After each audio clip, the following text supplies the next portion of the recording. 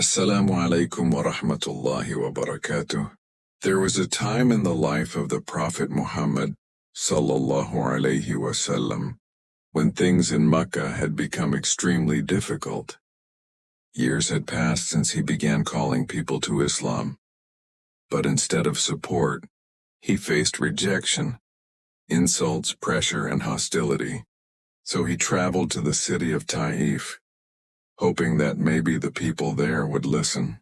Maybe they would support the message. Maybe they would show kindness. But the leaders of Taif did not just reject him. They mocked him. They made fun of him. And they even sent their slaves and children to throw stones at him until he bled. Imagine this for a moment.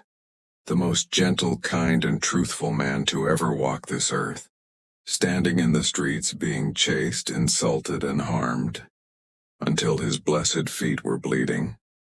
He had come with a message of mercy, yet he was treated with cruelty. He finally managed to leave the city and rested in a garden, exhausted and heartbroken. There he raised his hands and turned to Allah in a dua filled with humility, pain, and trust. He did not complain about the people.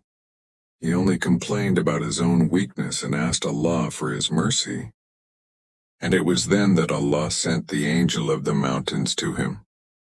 The angel said that if the Prophet wished, the mountains around Taif would be crushed together upon those people. But what did the Prophet do? He didn't curse them. He didn't seek revenge. He didn't wish for their destruction. Instead, he said, I hope that Allah will bring from their descendants people who will worship Him alone. Subhanallah. At a moment when many of us would react with anger, He responded with mercy, patience, and hope.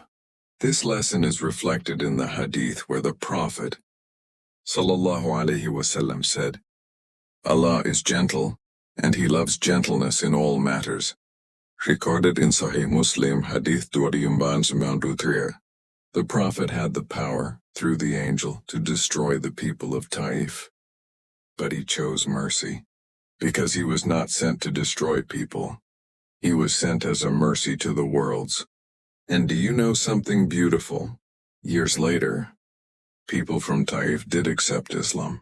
Children and grandchildren of the same people who once threw stones at him became believers. His patience bore fruit.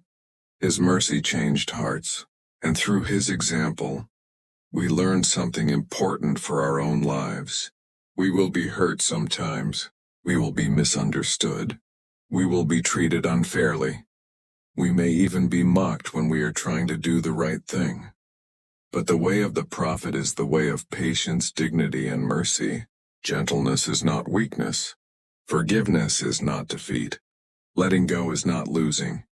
Rather, it is strength that comes from trusting Allah.